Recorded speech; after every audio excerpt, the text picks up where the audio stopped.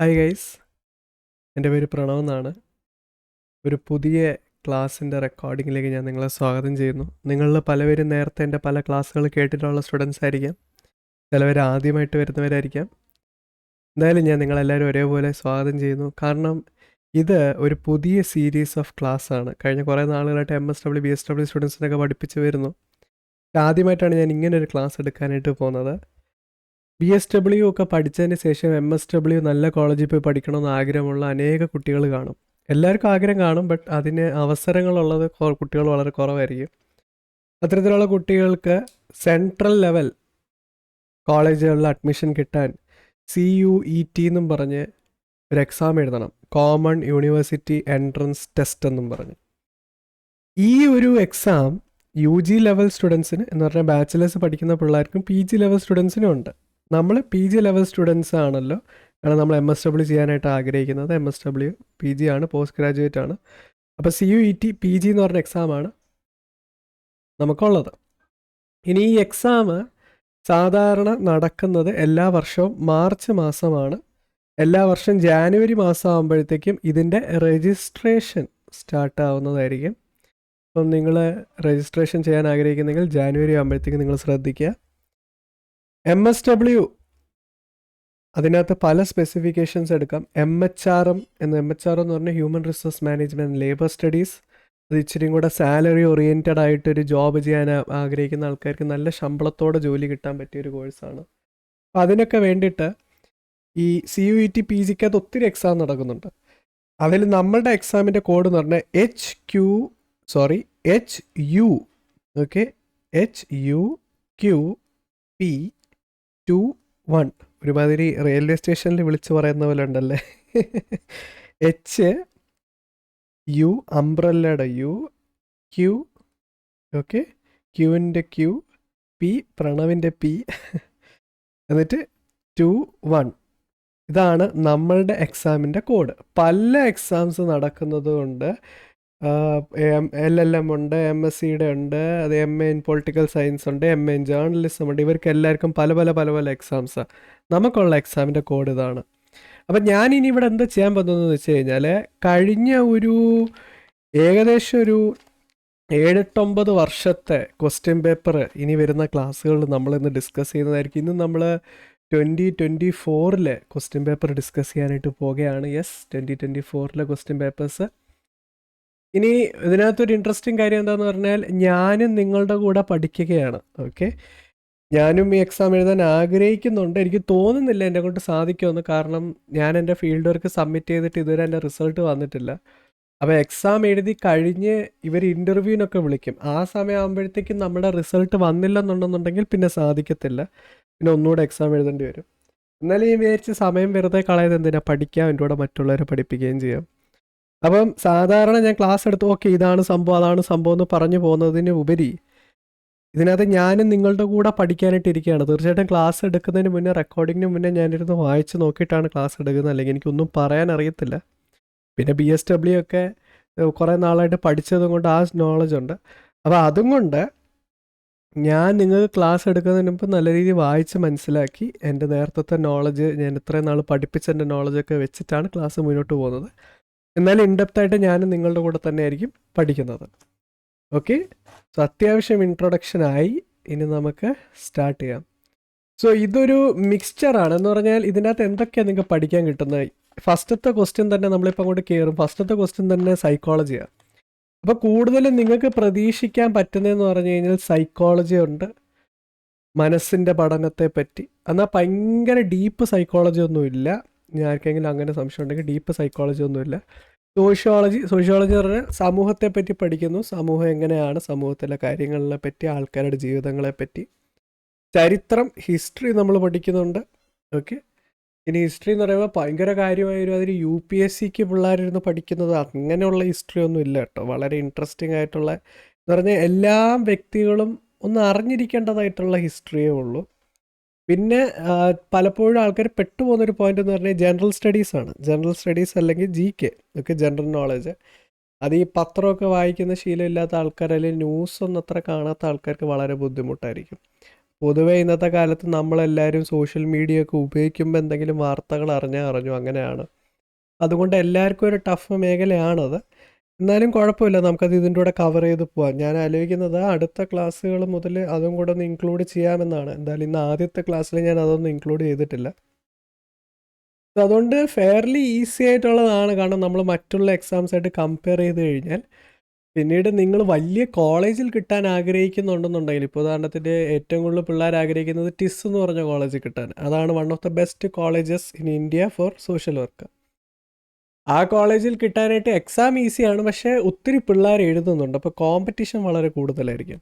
പിന്നെ അവിടെ ഇൻ്റർവ്യൂ ഒക്കെ ഉണ്ടെന്ന് ഞാൻ അറിയുകയുണ്ടായി. ഇൻ്റർവ്യൂ ഒക്കെ പഠിച്ചെഴുതുക എന്ന് പറയുന്നതും കുറച്ച് പാടുള്ളൊരു കാര്യമാണ്. എനിവേസ്, അത്യാവശ്യം പിന്നെ എക്സ്ട്രാ പഠിക്കുന്നതിനെ പറ്റിയിട്ടൊരു ഇൻട്രൊഡക്ഷൻ ആകുകയും ചെയ്തു. ഇനി നമുക്ക് ഡയറക്റ്റ് സ്റ്റാർട്ട് ചെയ്യാം. ഇവിടെ ഞാൻ ക്വസ്റ്റ്യൻസ് മാത്രമേ നിങ്ങളെ കാണിക്കുന്നുള്ളൂ. നിങ്ങൾക്ക് ഇതിൻ്റെ ആൻസേഴ്സ് വേണമെന്നുണ്ടെന്നുണ്ടെങ്കിൽ നിങ്ങൾക്ക് എന്നെ കോൺടാക്റ്റ് ചെയ്യാവുന്നതാണ്.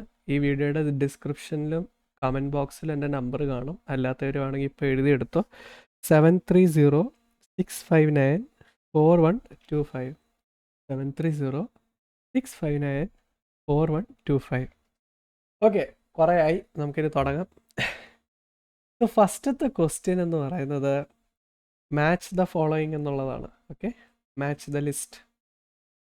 സോ ഇത് വായിച്ചു തുടങ്ങുമ്പോൾ തന്നെ sensory motor stage, pre occupational stage എന്നൊക്കെ പറഞ്ഞ് പലതും എഴുതി വെച്ചിട്ടുണ്ട്. അപ്പോൾ എന്താണിത്? നമുക്ക് കുറച്ച് സമയം അതിനെ പറ്റിയിട്ടൊന്ന് ഡിസ്കസ് ചെയ്യാം. ആദ്യത്തെ ക്വസ്റ്റ്യൻ തന്നെ നമ്മൾ മാച്ച് ദ ഫോളോയിങ് വന്നു. സാധാരണ സ്കൂളിൽ മാച്ച് ദ ഫോളോയിങ് വന്നു കഴിഞ്ഞാൽ അവിടെ ഇവിടെയും വാക്കുകൾ തമ്മിൽ അവസാനിക്കുന്ന വാക്കുകൾ വെച്ച് നമ്മൾ എങ്ങനെയെങ്കിലൊക്കെ മാച്ച് ചെയ്യുമായിരുന്നു. അങ്ങനെ ഇവിടെയും സാധിക്കും. ഓക്കെ, എന്നാലും ഞാൻ നിങ്ങൾക്ക് നല്ലപോലെ ഒന്ന് പറഞ്ഞുതരാം. ഇവിടെ നിങ്ങൾ സൈക്കോളജി ഒന്നും പഠിച്ചിട്ടില്ലെങ്കിൽ പെട്ടെന്ന് മോട്ടർ എന്നൊക്കെ എഴുതിയിരിക്കുന്ന വായിക്കുമ്പോൾ നിങ്ങൾക്കൊരു സംശയം വരും. സംഭവം എന്താണെന്ന് പറഞ്ഞാൽ നമ്മൾ കുഞ്ഞുനാളെ മുതൽ ജനിച്ച് വളർന്നു വരുന്ന സമയത്ത് നമ്മളിൽ പലതരം വികസനങ്ങളുണ്ടാവും. സ്വാഭാവികമായിട്ട് നമ്മുടെ കൈയും കാലും വളരും, നമ്മൾ നടക്കാൻ പഠിക്കും, അങ്ങനെ ഒത്തിരി വികസനങ്ങളുണ്ടാവും. അപ്പം ഇത്തരത്തിലെ ഡെവലപ്മെൻറ്റുകൾ പല രീതിയിൽ നടക്കും. അതിലിപ്പോൾ ശാരീരികപരമായിട്ടുള്ള വികസനം കൂടാതെ മാനസികപരമായിട്ട് നമ്മൾ വളരും. അങ്ങനെ വളർന്നൊരു പ്രോപ്പർ ഹ്യൂമൻ ബീയിങ് ആയിട്ട് മാറും. ഇതിനെയാണ് നമ്മൾ ഡെവലപ്മെൻറ്റ് അല്ലെങ്കിൽ സ്റ്റേജസ് ഓഫ് ഡെവലപ്മെൻറ്റ് എന്ന് പറയുന്നത്. നിങ്ങൾക്ക് ഇവിടെ എഴുതിയിരിക്കുന്ന കാണാൻ പറ്റും, ലിസ്റ്റ് 1 താഴെ സ്റ്റേജ് ഓഫ് ഡെവലപ്മെൻറ്റ്. അതാണ് മെയിൻ ചോദ്യം. Okay, stage of development. അപ്പോൾ ആദ്യത്തെ സ്റ്റേജ് ഇവിടെ കൊടുത്തിരിക്കുന്നത് സെൻസറി മോട്ടോർ സ്റ്റേജ് ആണ്. ഇതെന്തൊരു തരം വികസനമാണ്? സെൻസറി മോട്ടോർ സ്റ്റേജ് എന്ന് പറഞ്ഞാൽ, സെൻസറി മോട്ടോർ സ്റ്റേജ് എന്ന് പറഞ്ഞാൽ നമ്മൾ ജനിക്കുന്നതിൻ്റെ ആദ്യത്തെ, നമ്മൾ ജനിക്കുന്ന ആ ടൈം പീരീഡ് തൊട്ട്, അത് ആ ടൈം പീരീഡിനെ ഇൻഫൻറ്റ് ടൈം പീരീഡ് എന്ന് പറയുന്നത്, ഇൻഫൻസി എന്ന് പറയും. ആ ടൈം പീരീഡ് തൊട്ട് നമ്മൾ കുറച്ച് വളർന്നു വരുന്നതനുസരിച്ച് ദൈവം നമുക്ക് പല സെൻസസ് തന്നിട്ടുണ്ടല്ലോ. അതായത് നിങ്ങൾ ദൈവത്തിൽ വിശ്വസിക്കാത്ത ആളാണെന്നുണ്ടെന്നുണ്ടെങ്കിൽ സോറി, ഓക്കെ, നമ്മൾക്ക് പലതരം സെൻസസ് കിട്ടിയിട്ടുണ്ട്. ഉദാഹരണത്തിനകത്ത് നമുക്ക് കണ്ണുണ്ട്, അതുകൊണ്ട് നമുക്ക് കാണുവാനായിട്ട് സാധിക്കും. നമുക്ക് ശരീരത്തിൽ എവിടെയെങ്കിലും തൊട്ട് കഴിഞ്ഞാൽ അത് ഫീൽ ചെയ്യാൻ സാധിക്കും. അങ്ങനെ പലതരം സെൻസസ് ഉണ്ട്. അപ്പോൾ ഈ സെൻസസിനെ നമ്മൾ യൂസ് ചെയ്ത് നമ്മൾ നമ്മുടെ ശരീരത്തിനെ മൂവ് ചെയ്ത് നമ്മൾ പല കാര്യങ്ങൾ ചെയ്യാനായിട്ട് ആരംഭിക്കും. ഉദാഹരണത്തിനകത്ത് അവിടെ ഇവിടെയും പിടിച്ച് എഴുന്നേറ്റ് നിൽക്കുന്നു, നമ്മൾ കുത്തിയിരിക്കുന്നു, എഴുന്നേറ്റ് മറിയുന്നു. നമ്മൾ അതനുസരിച്ച് ഓരോ ആക്ടിവിറ്റി ചെയ്യാനായിട്ട് തുടങ്ങും. പതുക്കെ ഒരു സാധനം ഇവിടെ നിന്ന് പിടിച്ച് പൊക്കിയെടുത്ത് അപ്പുറത്തോട്ട് കൊണ്ടുവന്ന് വെച്ച്. അപ്പോൾ അവിടെ എന്താ സംഭവിക്കുന്നത്? നമ്മളുടെ സെൻസസ് ആദ്യമേ നമ്മൾ കണ്ണും കൊണ്ടൊരു സാധനം കണ്ടു, ഓക്കെ, എന്നിട്ട് കൈ കൊണ്ട് പോയ സാധനത്തെ പിടിച്ചു, ഓക്കെ, തൊട്ടു, രണ്ടാമത്തെ സെൻസ് അവിടെ നിന്ന് പൊക്കിയെടുത്ത് ഇപ്പുറത്ത് കൊണ്ടുവന്ന് വെച്ചു. അപ്പം ഇതിനകത്തൊക്കെ നമ്മുടെ സെൻസസും നമ്മളെ ശരീരത്തിൻ്റെ അകത്തുള്ള നമ്മുടെ മസിൽസും ബോൺസും ഒക്കെ വർക്ക് ആവുന്നുണ്ട്. അപ്പോൾ ഇതിനെയാണ് സെൻസറി മോട്ടർ. അപ്പം നിങ്ങളിവിടെ ശ്രദ്ധിച്ചാൽ 2 വാക്കുകൾ ഇത് ആക്ച്വലി. സെൻസറി എന്ന് പറഞ്ഞാൽ ഈ കാണുന്ന കേൾക്കുന്നത്, അതൊക്കെ. മോട്ടർ എന്ന് പറഞ്ഞാൽ നമ്മുടെ മസിൽസ് ബോൺസ് ഇതൊക്കെ വർക്ക് ആവുന്നത്. അപ്പോൾ ഇതിനെ പറ്റി, അപ്പോൾ first sensory motor stage. Sensory motor stage നമുക്ക് ഇപ്പുറത്ത് നോക്കാം, ഏതിലായിരിക്കും സെൻസറി മോട്ടർ സ്റ്റേജ് വരുന്നത്. ഓക്കെ, ആദ്യത്തെ നമുക്ക് വായിച്ചു നോക്കാം. Achieving detective and inductive.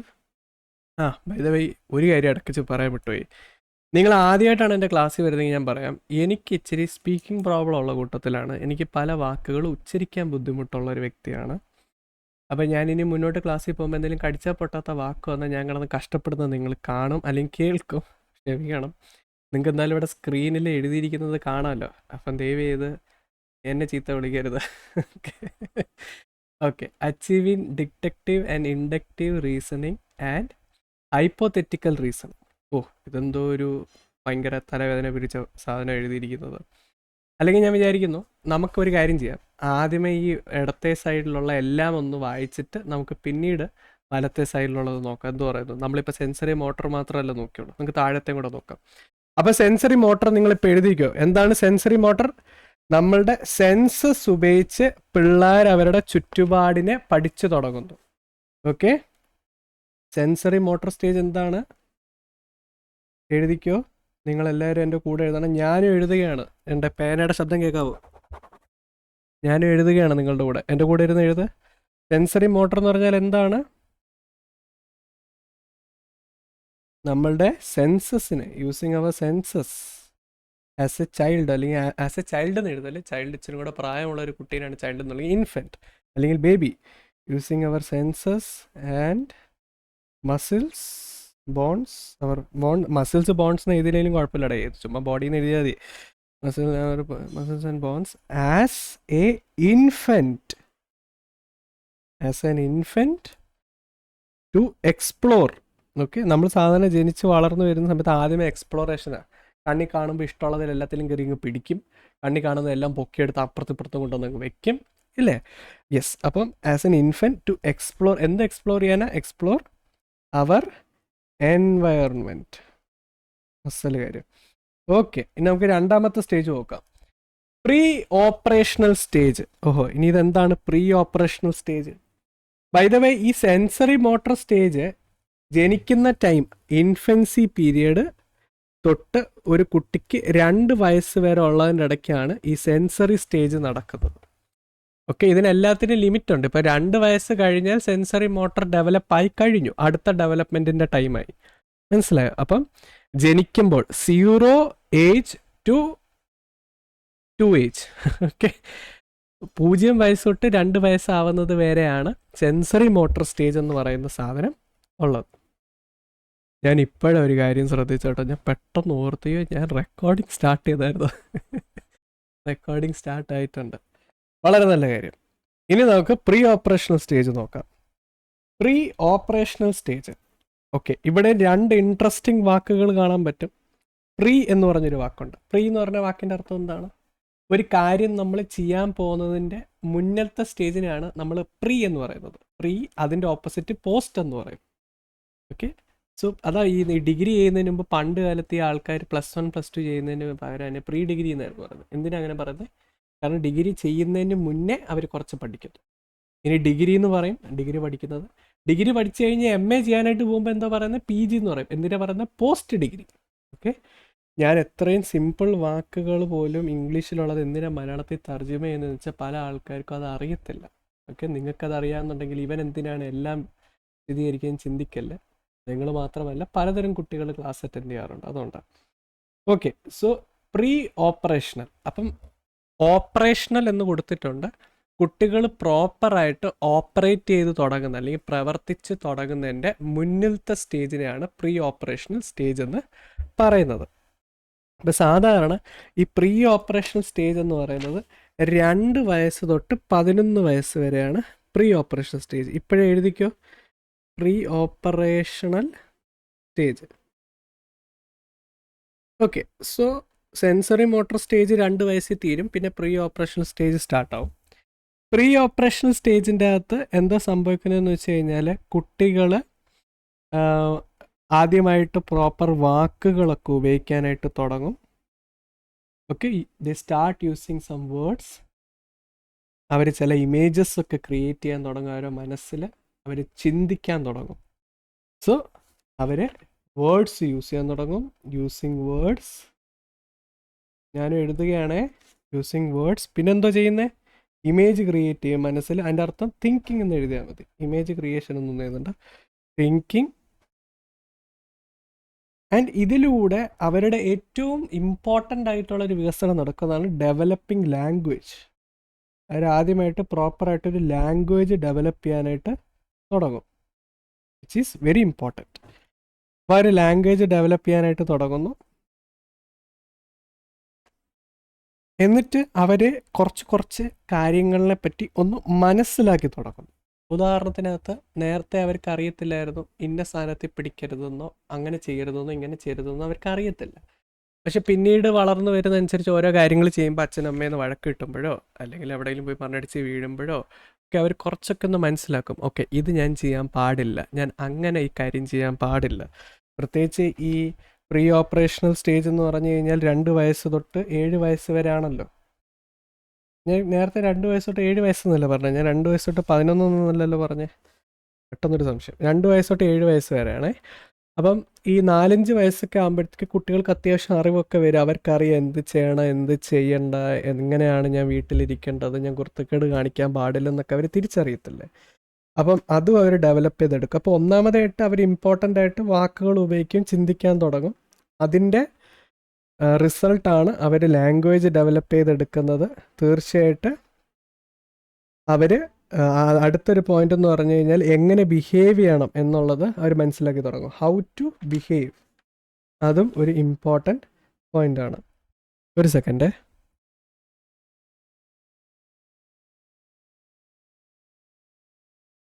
Okay, how to behave. അപ്പം അവരെ ബിഹേവ് ചെയ്യാൻ പഠിക്കുന്നു. അടുത്തതായിട്ട് അവരെന്താണ് പഠിക്കുന്നത്? മറ്റുള്ളവരെ മനസ്സിലാക്കാനായിട്ട് കുറച്ചൊക്കെ പഠിക്കുന്നു. അത് ഭയങ്കര ഇമ്പോർട്ടൻ്റാണ്. ലേണിംഗ് ടു അണ്ടർസ്റ്റാൻഡ് അതേഴ്സ്, ഈ ഇത്രയും കുഞ്ഞു പ്രായത്തിൽ തന്നെ. ഓക്കെ, ചെറിയ കാര്യമായിരിക്കും. ഇപ്പോൾ ആരെങ്കിലും കിടന്നുറങ്ങുമ്പോഴത്തേക്കും പോയി ശല്യപ്പെടുത്തരുത്, അമ്മ അടുക്കളയിൽ പണിയെടുക്കുമ്പോൾ അമ്മയെ പോയി ശല്യപ്പെടുത്തരുത്. ഇങ്ങനെയുള്ള ചെറിയ ചെറിയ കാര്യങ്ങൾ അവർ അണ്ടർസ്റ്റാൻഡ് ചെയ്യാനായിട്ട് തുടങ്ങും. അപ്പോൾ ഇതുകൊണ്ടൊക്കെ എന്ത് സംഭവിക്കുന്നത് വെച്ചാൽ കുറച്ച് ലോജിക്കലായിട്ട് അവർ ആദ്യമായി ചിന്തിച്ച് തുടങ്ങും. ലോജിക്കൽ തിങ്കിങ് അവിടെ പിള്ളേർക്ക് ഉണ്ടാവും. ഓക്കെ, സോ ഇവിടെ ഇപ്പം നമ്മൾ എന്തെല്ലാം കാര്യങ്ങൾ നോക്കി. 2 വയസ്സ് തൊട്ട് പിള്ളേർ 7 വയസ്സിൻ്റെ ഇടയ്ക്ക് ആദ്യമേ വാക്കുകൾ ഉപയോഗിച്ച് തുടങ്ങുന്നു, അവർ ചില കാര്യങ്ങൾ ചിന്തിച്ചു തുടങ്ങുന്നു, അതിൻ്റെ ഫലമായിട്ട് അവർ സംസാരിച്ച് തുടങ്ങും, ലാംഗ്വേജ് ഡെവലപ്പ് ചെയ്യും, എന്നിട്ട് അവരെങ്ങനെ ബിഹേവ് ചെയ്യണം, പെരുമാറണമെന്ന് പഠിക്കും, എന്നിട്ട് അവർ മറ്റുള്ളവരെ മനസ്സിലാക്കുവാനായിട്ട് അണ്ടർസ്റ്റാൻഡ് ചെയ്യാനായിട്ട് തുടങ്ങും. ആൻഡ് കുറച്ച് ലോജിക്കലി ചിന്തിക്കും. ഫുള്ള് എല്ലാ കാര്യങ്ങളും ലോജിക്കലി ചിന്തിച്ച് മനസ്സിലാക്കാൻ പറ്റത്തില്ല. അവർ ലൈഫിൽ ആദ്യമായിട്ട് കുറച്ചൊക്കെ ലോജിക്ക് ഉപയോഗിച്ച് ചിന്തിക്കാനായിട്ട് സ്റ്റാർട്ട് ചെയ്യും. ഇനി അടുത്തതാണ് കോൺക്രീറ്റ് ഓപ്പറേഷണൽ സ്റ്റേജ് എന്ന് പറയുന്നത്. ഒറ്റ സെക്കൻഡേ.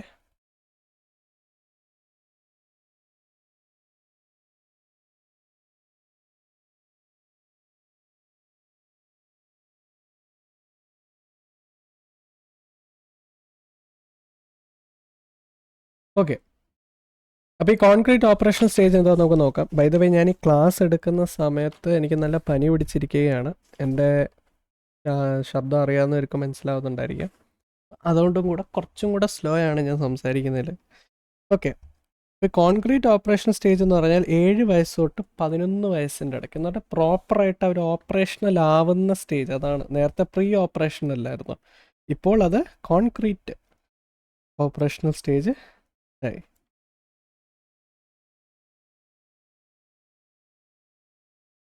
ഈ സ്റ്റേജിൻ്റെ അകത്ത് എന്തായിരിക്കും നടക്കുന്നത്? 7 വയസ്സ് തൊട്ട് 11 വയസ്സിൻ്റെ ഇടയ്ക്ക് ഒന്ന് ആലോചിച്ച് നോക്ക്. 7 വയസ്സിൻ്റെ തൊട്ട് 12 വയസ്സിൻ്റെ ഇടയ്ക്ക് ഏറ്റവും ഇമ്പോർട്ടൻ്റ് ആയിട്ട് നടക്കുന്നൊരു കാര്യമാണ് അവർ പ്രോപ്പറായിട്ട് ലോജിക്കലി ചിന്തിച്ചു തുടങ്ങും. ഇവിടെയാണ് നമുക്ക് ആക്ച്വലി അവർ ഒരു കറക്റ്റായ ലോജിക്ക് ഉപയോഗിച്ച് ചിന്തിക്കാൻ തുടങ്ങുന്നത് എന്ന് നമുക്ക് പറയാൻ പറ്റുന്നത്. ഓക്കെ, അവർ പ്രോപ്പർ ലോജിക്കലി ചിന്തിക്കാനായിട്ട് തുടങ്ങും. They can classify objects or property or things. Classify ചെയ്യുക എന്നുള്ളതിൻ്റെ അർത്ഥം, പിള്ളേർ ചെറുതായിരിക്കുന്ന സമയത്ത് അവർക്ക് പലപ്പോഴും ചില കാര്യങ്ങൾ തമ്മിലുള്ള ഡിഫറൻസ് അറിയത്തില്ല. ഈവൻ പല എക്സ്പെരിമെൻറ്റിൻ്റെ വീഡിയോസ് നിങ്ങളും കണ്ടിട്ടുണ്ടായിരിക്കും. ഈ പാമ്പിൻ്റെ മുന്നിലൊക്കെ കുഞ്ഞുങ്ങളെ പിടിച്ചിരുത്തും. ആ പാമ്പിനകത്ത് വിഷമോ പല്ലൊന്നും കാണത്തില്ല. കുഞ്ഞുങ്ങൾ പോയി ആ പാമ്പിനെ എടുത്ത് കളിക്കും. അവർക്ക് ഒരു പട്ടിയോ പൂച്ചയോ എന്താണെന്ന് അറിയത്തില്ല. അപ്പം അവർ ഒരു കാര്യം ശരിയാണ് തെറ്റാണെന്ന് അവർക്ക് വേർതിരിച്ച് മനസ്സിലാക്കാനുള്ള കഴിവ് കുഞ്ഞു പിള്ളേർക്ക് കുഞ്ഞുനാൾ കാണത്തില്ല. അവർ വൺസ് ലോജിക്കലി പ്രോപ്പറായിട്ട് ചിന്തിച്ച് തുടങ്ങുമ്പോൾ അത് 7 വയസ്സ് തൊട്ട് ലോജിക്കലി ചിന്തിച്ച് തുടങ്ങുമ്പോൾ പിന്നീടാണ് അവർക്ക് കാര്യങ്ങൾ ക്ലാസിഫൈ ചെയ്യാൻ പറ്റുന്നത്. ഇത് ശരിയാണല്ലോ, ഇത് ശരിയല്ലല്ലോ, ഞാൻ ഇത് ചെയ്യണമല്ലോ, ഞാൻ അത് ചെയ്യരുതെന്ന് അവർ ചിന്തിച്ചു തുടങ്ങുന്നു.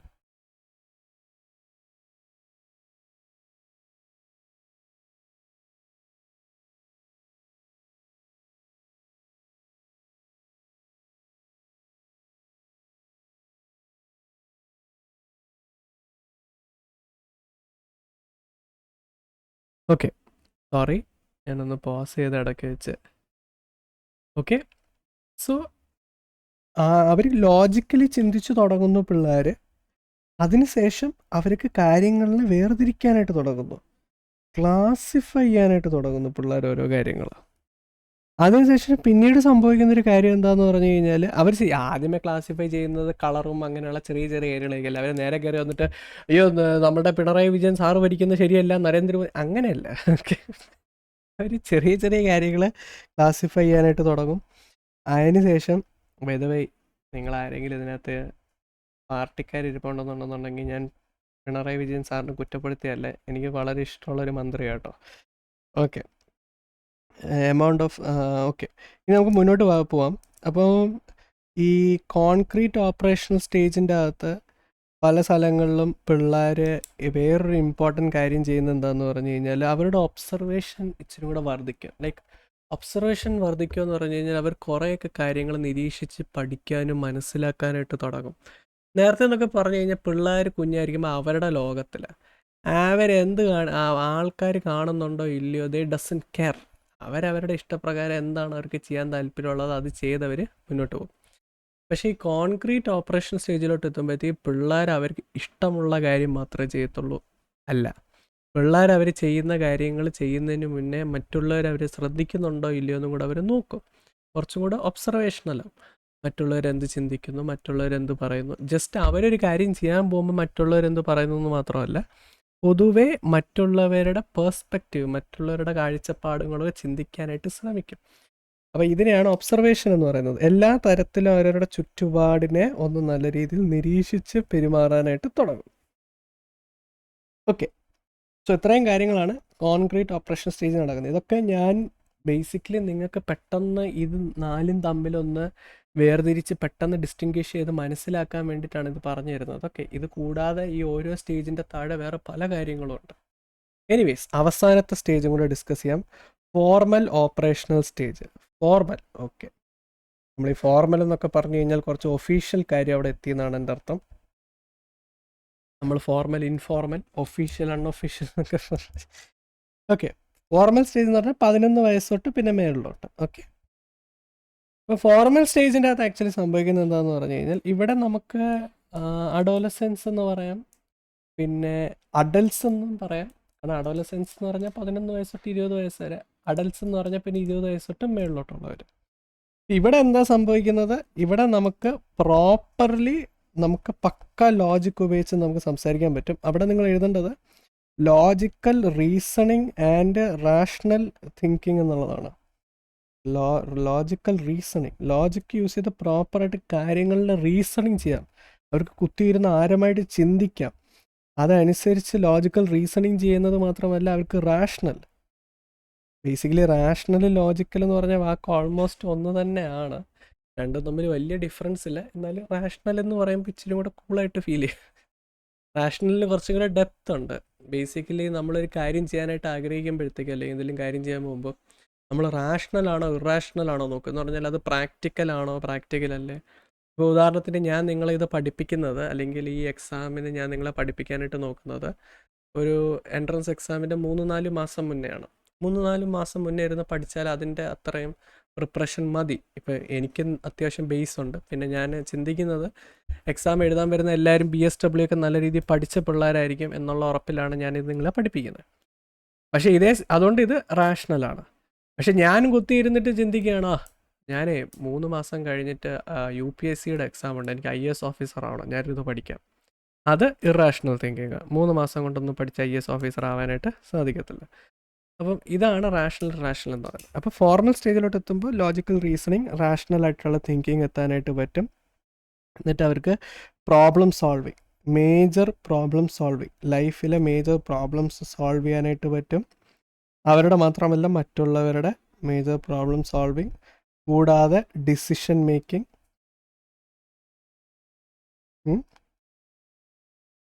Hypothesis testing. ഓഹോ, വലിയ വലിയ വാക്കുകൾ വരുന്നു. ഹൈപ്പോതെസിസ് എന്താണ്? ഈ ഹൈപ്പോതെസിസം അല്ലെങ്കിൽ ഹൈപ്പോതെസിസ് എന്നൊക്കെ പറയും.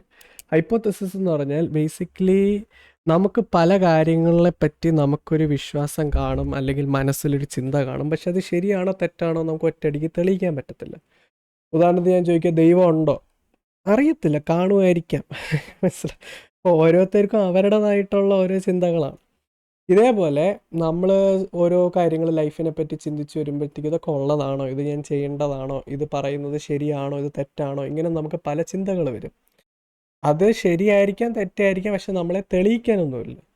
നമ്മുടെ മനസ്സിൽ ലോജിക്കലായിട്ടുള്ളൊരു ചിന്തയുണ്ട്, പക്ഷേ അതിനെ തെളിയിക്കാൻ പറ്റുന്നില്ല, അല്ലെങ്കിൽ ഇതുവരെ തെളിയിച്ചിട്ടില്ല. തെളിയിക്കുക എന്നുള്ളത് ഇമ്പോസിബിൾ അല്ല, പക്ഷെ ഇതുവരെ തെളിയിച്ചിട്ടില്ല. അങ്ങനെയുള്ള ചിന്തകളെയാണ് ഹൈപ്പോതെസിസ് എന്ന് പറയുന്നത്. ഓക്കെ, ഒരു ചിന്തയുണ്ട്, അത് ശരിയാണോ തെറ്റാണോ എന്ന് അറിയത്തില്ല, ആൻഡ് അത് ശരിയാണോ തെറ്റാണോ എന്ന് അറിയുവാനായിട്ടുള്ള തെളിവുകളും തൽക്കാലമില്ല. നമുക്ക് വേണമെങ്കിൽ പരിശ്രമിച്ച് കണ്ടുപിടിക്കാൻ തെളിവുകൾ. നമ്മൾ വളർന്നു വരുമ്പോൾ നിങ്ങളുടെ മനസ്സിൽ പലപ്പോഴും ഉണ്ടായിട്ടുണ്ടായിരിക്കും, ഏറ്റവും കൂടുതൽ ആൾക്കാരുടെ മനസ്സിലുണ്ടാകുന്ന ചില ഹൈപ്പോതെസിസ് എന്ന് പറഞ്ഞു കഴിഞ്ഞാൽ ദൈവം ഉണ്ടോ ഇല്ലയോ, ചിലപ്പോൾ അതായിരിക്കാം.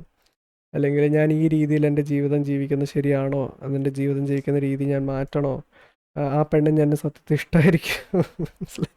അപ്പോൾ ഇങ്ങനെയുള്ള ഹൈപ്പോതെസിസ് ഒക്കെ ആൾക്കാർക്ക് കൂടുതൽ കാണും. ഇതൊക്കെയാണ് ഫോർമൽ സ്റ്റേജിൻ്റെ അകത്ത് കൂടുതലും നടക്കുന്ന കാര്യങ്ങളെന്ന് പറയുന്നത്. പിന്നെ ഇതിൻ്റെ അകത്ത് ഒബ്സർവേഷനും കാര്യങ്ങളൊക്കെ വരും. പിന്നെ ലൈഫിൻ്റെ കുറച്ച് ഇമ്പോർട്ടൻറ്റ് കോൺസെപ്റ്റ്സ് ആയ ജസ്റ്റിസ്, അതേപോലെ ലവ്, ഫ്രീഡം, ഇതൊക്കെ എന്തുവാ നമ്മൾ ചിന്തിച്ചു തുടങ്ങും. ഓക്കെ, സോ അത്യാവശ്യം നിങ്ങൾക്കൊരു ഐഡിയ കിട്ടിയെന്ന് വിചാരിക്കുന്നു. 4 പോയിന്റുകൾ നമ്മൾ ഡിസ്കസ് ചെയ്തു. നമുക്കിനി ഇപ്പുറത്തെ ചാർട്ടിലോട്ടൊന്ന് എടുത്ത് ചാടാം. ഫസ്റ്റത്തെ എന്താണ്? Achieving deductive and inductive reasoning and hypothetical reasoning. അയ്യോ, ഇവിടെ ഇപ്പം ഞാൻ പഠിപ്പിച്ചപ്പോൾ ഹൈപ്പോതെറ്റിക്കൽ എന്നൊക്കെ പറയുന്ന കേട്ടപ്പോഴത്തേക്കും നിങ്ങൾക്ക് തോന്നുന്നുണ്ടെങ്കിൽ, ഓ പ്രണവ് ഹൈപ്പോതെറ്റിക്കൽ എന്നൊക്കെ പറയുന്നല്ലോ, അപ്പോൾ ഏതായിരിക്കും ശരി? ഓക്കെ, ഞാൻ ഒത്തിരി കുഴപ്പിക്കുന്നില്ല, നമുക്ക് മുന്നോട്ട് നമുക്ക് ഓരോന്നൊരു ചിന്തിച്ചു പോകാം. അടുത്താണ് notions of classification of conservation achieved. എടാ, ഇതെന്താ പ്രണവ് പറഞ്ഞതൊന്നും അല്ലേ? മൂന്നാമത്തേതാണ് unsystematic and egocentric thoughts, interpreting sensory information and coordinating motor activities achieved. So ഇതിൻ്റെ അകത്ത് അത്യാവശ്യം നിങ്ങളൊന്ന് ചിന്തിച്ചു കഴിഞ്ഞാൽ നിങ്ങൾക്ക് 2 എണ്ണത്തിൻ്റെ ഉത്തരം കിട്ടും. ഒന്നാമത്തത് achieving deductive and inductive reasoning and hypothetical reasoning. ഇതിപ്പോൾ ഞാൻ ഹൈപ്പോതെറ്റിക്കൽ എന്നൊക്കെ പറഞ്ഞ വാക്ക് ഫോർമൽ ഓപ്പറേറ്റിംഗ് സ്റ്റേജിനകത്ത് പറഞ്ഞതുകൊണ്ട് ഒന്നാമത്തെ ചോദ്യം ഇതിലോട്ട് നിങ്ങൾക്ക് വേണമെങ്കിൽ ചേർക്കാനായിട്ട് പറ്റും. ആയിക്കോട്ടെ, സെൻസറി മോട്ടർ സ്റ്റേജ് ഇവിടെ ഉണ്ട്. അതേപോലെ ഈ 4മത്തതിനകത്തൊരു മോട്ടർ എന്ന് പറയുന്നു. അപ്പോൾ ചിലപ്പോൾ അതായിരിക്കും ഉത്തരം എന്ന് നിങ്ങൾക്ക് വേണമെങ്കിൽ തോന്നാം. ശരിയായിരിക്കാം.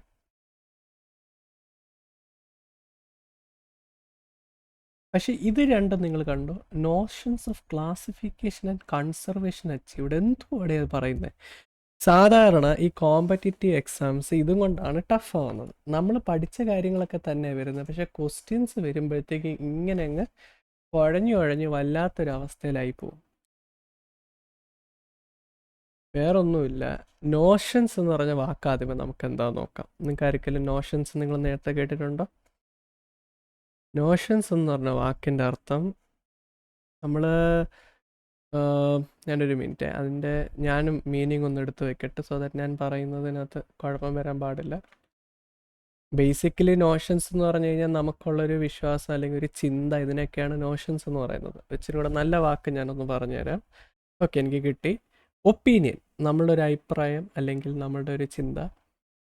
അപ്പം notions of classification of conservations achieved എന്തുമായിരിക്കും അതിൻ്റെ അർത്ഥം? അപ്പോൾ നോഷൻസ് എന്ന് പറഞ്ഞ ഒരു അഭിപ്രായം അല്ലെങ്കിൽ ചിന്ത. ഓക്കെ, എന്തിനെ പറ്റിയിട്ടുള്ള ചിന്ത? Classification of conservation achieved. By the way, ഞാനിത് ഓരോ ബ്രേക്ക് ചെയ്ത് പോകുമ്പോൾ നിങ്ങൾ അത്യാവശ്യം ഇംഗ്ലീഷിൽ വലിയ മഹത്തായിട്ടുള്ള ആൾക്കാരല്ലെന്നുണ്ടെങ്കിൽ നിങ്ങൾക്ക് ഇപ്പോഴേ അങ്ങ് നിങ്ങളങ്ങ് തോൽവി സമ്മതിക്കും. ചെയ്യരുത്, പാടാന്ന് എനിക്കറിയാം. ഇത് കുറച്ച് മുന്നോട്ട് പോകുമ്പോൾ ഈ കാര്യങ്ങൾ ഈസി ആയിട്ട് ഫീൽ ചെയ്യും. ഓക്കെ, തുടക്കത്തിലെ തോൽവി സമ്മതിക്കരുത്. അപ്പോൾ നോഷൻ ക്ലാസിഫിക്കേഷൻ എന്തോ ഒരു ചിന്തയുടെ ക്ലാസിഫിക്കേഷനാണ്. ആൻഡ് കൺസർവേഷൻ എന്ന് പറഞ്ഞു കഴിഞ്ഞാൽ യൂസ്വലി നമ്മൾ എന്തെങ്കിലും സൂക്ഷിച്ച് വെക്കുക, അല്ലെങ്കിൽ നമ്മൾ നമ്മുടെ കയ്യിലാക്കി വെക്കുക, കൺസർവ് ചെയ്യുക, ശ്രദ്ധിച്ച് വെക്കുക, ഇതിനെയൊക്കെയാണ് കൺസർവേഷനും കൊണ്ട് ഉദ്ദേശിച്ചിരിക്കുന്നത്.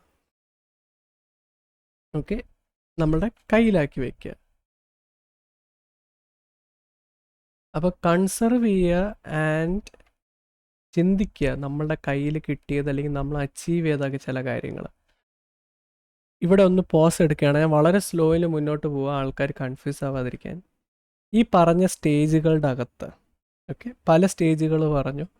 ഇതിൻ്റെ അകത്ത് ഏത് സ്റ്റേജിലായിരിക്കും നിങ്ങളൊന്ന് ചിന്തിച്ചു നോക്കിയേ നമ്മൾ കൂടുതലും കുറേ കാര്യങ്ങൾ ക്ലാസിഫിക്കേഷൻ ചെയ്യാൻ തുടങ്ങുന്നതും നമ്മൾ കാര്യങ്ങളൊന്ന് കൺസർവ് ചെയ്യാൻ നോക്കും. നമ്മൾ ആദ്യമായിട്ട് കാര്യങ്ങളൊന്ന് ക്ലാസിഫൈ ചെയ്യാൻ തുടങ്ങുന്നത് എവിടെ? ഞാൻ ആ വാക്ക് ഉപയോഗിച്ചായിരുന്നു, ഓർക്കുന്നുണ്ടോ? ക്ലാസിഫിക്കേഷൻ തീർച്ചയായിട്ടും ഫോർമൽ ഓപ്പറേറ്റിംഗ് സ്റ്റേജിലുണ്ട്, പക്ഷെ ഫോർമൽ ഓപ്പറേറ്റിംഗ് സ്റ്റേജിൻ്റെ ഉത്തരം നമുക്ക് ഓൾറെഡി കിട്ടിയല്ലോ. അപ്പോൾ പിന്നെ നമുക്ക് വേറെ ഏതിലായിരിക്കും വരുന്നത് ക്ലാസിഫിക്കേഷൻ? അതിൻ്റെ തൊട്ട് മേളത്തെ മൂന്നാമത്തതിൽ.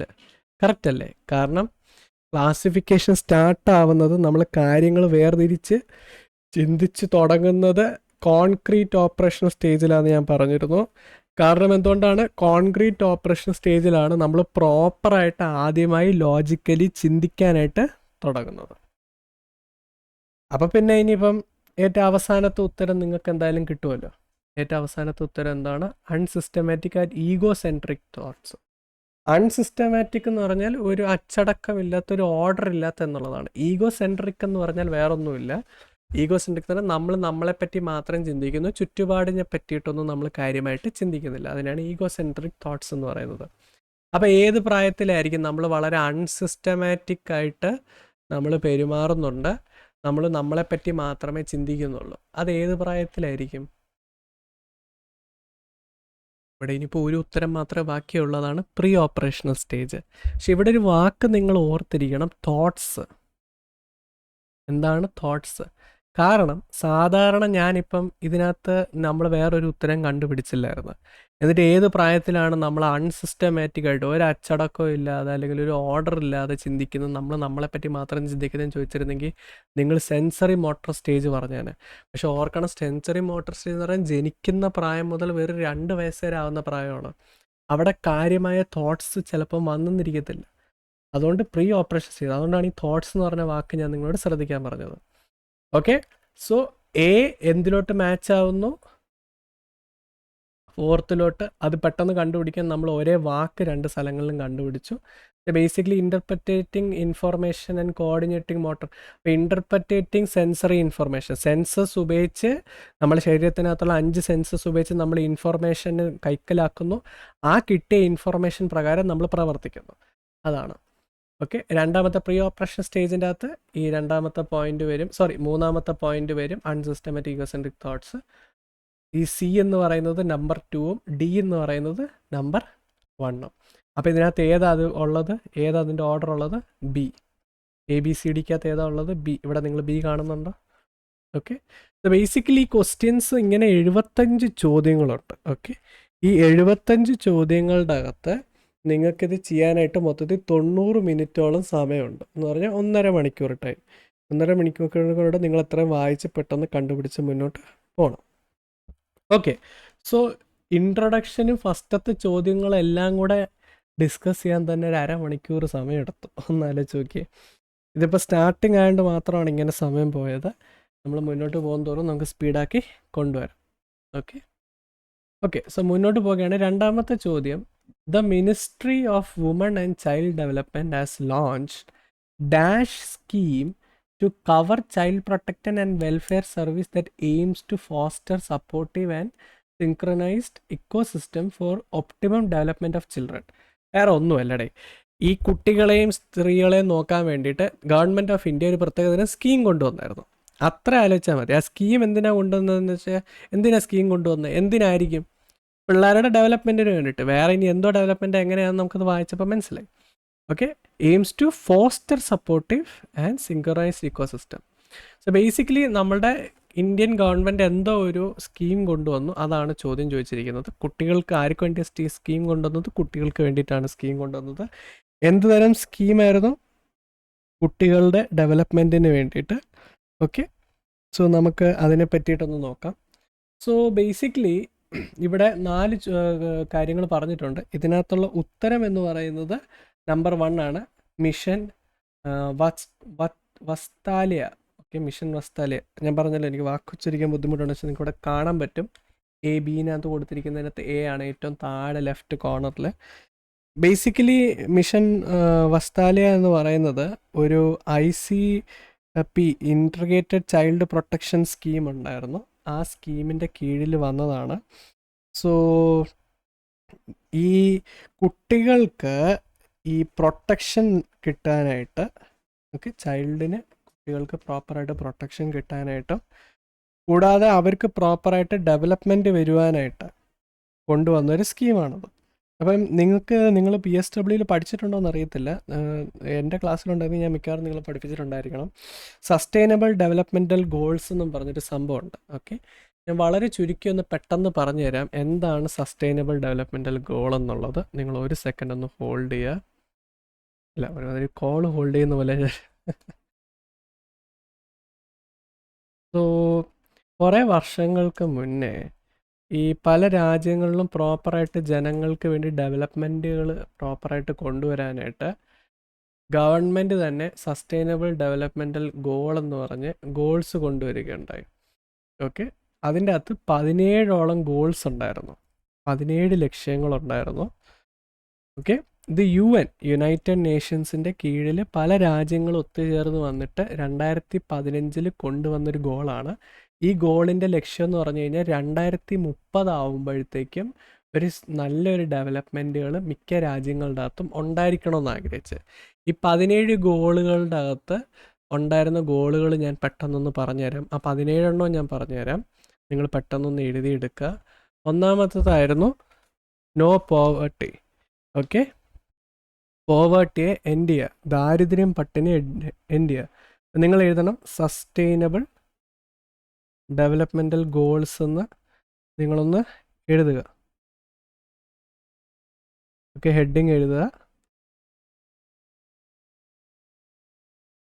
ഫസ്റ്റത്തെ ഗോൾ എന്താണ്? ഓക്കെ, ഇതെന്തുമായിരുന്നു? UN നേഷൻ വഴി 2015 കൊണ്ടുവന്ന്. ഓക്കെ, നേഷൻസ് വഴി 2015 കൊണ്ടുവന്ന്, UN കൊണ്ടുവന്ന് 2015 കൊണ്ടുവന്നതാണ്. 2030 ആവുമ്പോഴത്തേക്കും എന്ത് ചെയ്യാൻ?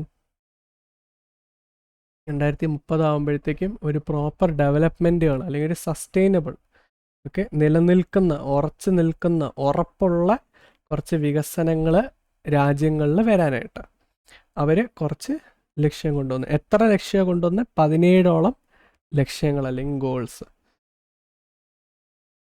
ഓക്കെ, അപ്പോൾ ഇങ്ങനെ പഠിക്കുന്നതിൻ്റെ ഒരു ഗുണം എന്താണെന്ന് പറഞ്ഞാൽ, ഇപ്പം എനിക്ക് വേണമെങ്കിൽ ഇതായിരുന്നു ചോദ്യം, ഇതായിരുന്നു ഉത്തരവെന്ന് പറഞ്ഞു പോകാം. പക്ഷെ അങ്ങനെ പറഞ്ഞു പോയി കഴിഞ്ഞാൽ നാളെ ഈ ചോദ്യം തന്നെ ചോദിക്കണമെന്ന് ഇല്ല. അതുകൊണ്ടാണ് അത് റിലേറ്റഡ് ആയിട്ടുള്ള ടോപ്പിക്സ് നമ്മൾ കവർ ചെയ്യുന്നത്. അപ്പോൾ സസ്റ്റൈനബിൾ ഡെവലപ്മെൻറ്റൽ ഗോൾസ് 2015 കൊണ്ടുവന്നു. 2030 ആകുമ്പോഴത്തേക്കും അച്ചീവ് ചെയ്യാനായിട്ട് 17 ഗോൾ ഉണ്ടായിരുന്നു.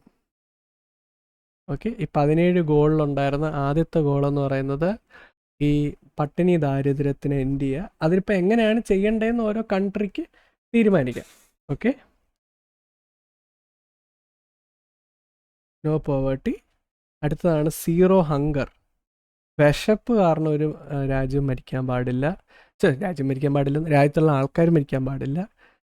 മൂന്നാമത്തതായിരുന്നു ഗുഡ് ഹെൽത്ത് ആൻഡ് വെൽബീയിങ്.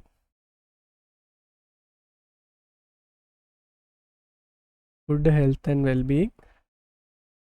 അടുത്തതാണ് ക്വാളിറ്റി എഡ്യൂക്കേഷൻ.